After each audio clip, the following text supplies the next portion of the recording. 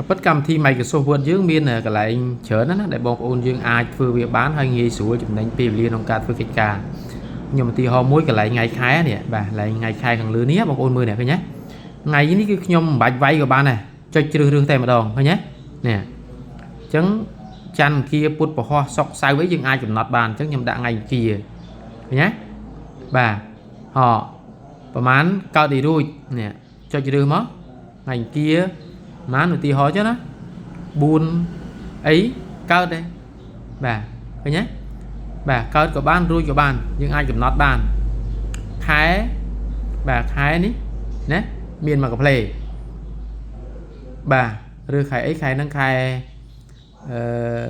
មករាបាទមករាយ៉ាងនេះបាទមករាក្នុងនេះខ្ញុំចងឲ្យច្រើនមានដល់ឈ្មោះខែ13ដោយសារមានក្នុងខែអាសាឍមានពេលខ្លះវាលើកខែនោះ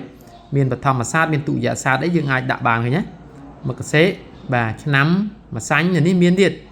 ដូរទៅជាឆ្នាំអីក៏បានដែរបាទឃើញទេម្សាញ់ខ្ញុំដូរដាក់ម្សាញ់ឲ្យមីញ៉េមកមីឡែងស័កបាទមានមក12ស័កនេះឃើញទេបាទណាសម្រាប់ស័កឧទាហរណ៍ណាកន្លែងឆ្នាំបានទៀតអញ្ចឹងមានវិធីច្រើនដែរក្នុងកម្មវិធី Microsoft Word មានកន្លែងជាច្រើនហើយខ្ញុំធ្វើនេះដើម្បីសម្រួលដល់មន្ត្រីយើងនៅយន្តការច្រកចេញចូលតែមួយកុំឲ្យគាត់ពិបាកក្នុងការវាយចុះវាយឡើងខូចទម្រង់ខូចអីជាការណែនាំបងស៊ូមហាផ្ទៃហើយចាំមើលវីដេអូក្រោយខ្ញុំនឹងជូនរបៀបធ្វើកម្មវិធីបែបនេះជូនដល់បងប្អូនយើងបាទ